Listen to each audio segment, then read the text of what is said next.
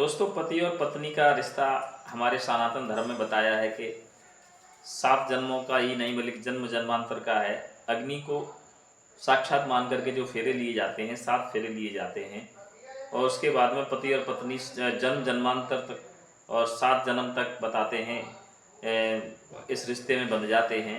लेकिन आज के इस युग में कुछ अलग ही देखने को मिल रहा है और आज मैं आपको एक ऐसी अजीब कहानी बताने जा रहा हूँ जो कहानी नहीं सच्चाई है और ये 1-2 दिन पहले की ही घटना है। आगरा शहर की घटना है जिसको सुन कर के आप अ, आप भी सोचने पर मजबूर हो जाएंगे और इस कहानी को सुनाते में मुझे भी कुछ अलग ही अजीब सा महसूस हो रहा है। तो क्या है पूरा मामला, आइए बताते हैं, विस्तार से जानते हैं। जय श्री कृष्णा दोस्तों, मैं हूं एदल यादव और आप देख रहे हैं मेरा यूट्यूब चैनल सच का सफ़र स्टोरीज। दोस्तों, आगरा शहर का एक मामला है। राजेश नाम के एक व्यक्ति की शादी आज से 2 महीना पूर्व होती है और शादी के 40 दिन बाद ही पत्नी राजेश से तलाक मांगना शुरू हो जाती है और उसने जाकर के कोर्ट में तलाक की अर्जी दाखिल करा दी। क्या थी इसकी वजह?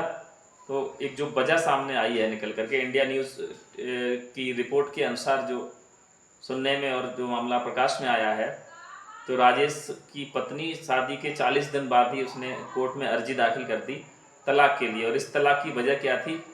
तलाक की वजह बनी दोस्तों पति का न नहाना।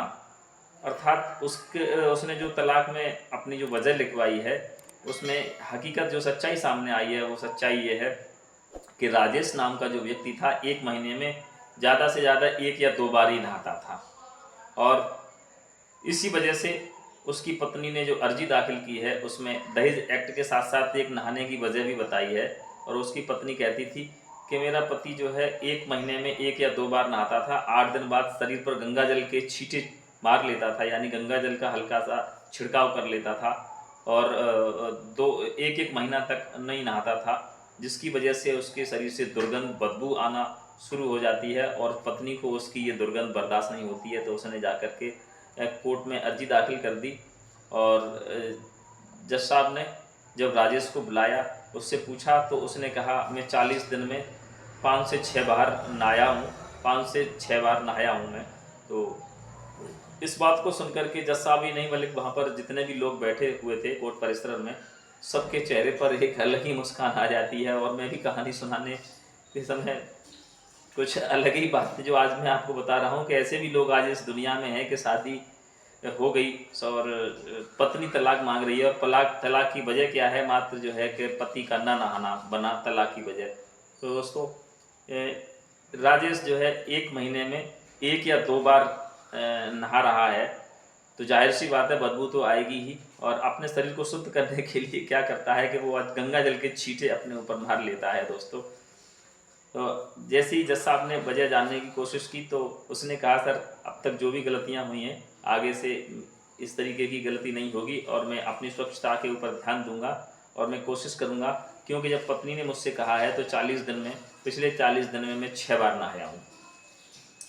तो दोस्तों, इस तरीके की भी आज घटनाएं सामने आती हैं और ना मालूम आज जो 7 जन्मों का रिश्ता बताया जाता है, जन्म जन्मांतर तक का रिश्ता जो बताया जाता है, कौन सी वजह पर आकर के टूट जाए कुछ नहीं कहा जा सकता, कुछ समझ में नहीं आता है दोस्तों। तो इन सब चीज़ों को, इस बात को, इस न्यूज़, इस कहानी को आप तक पहुंचाने के पीछे मेरा एक उद्देश्य मात्र यही था कि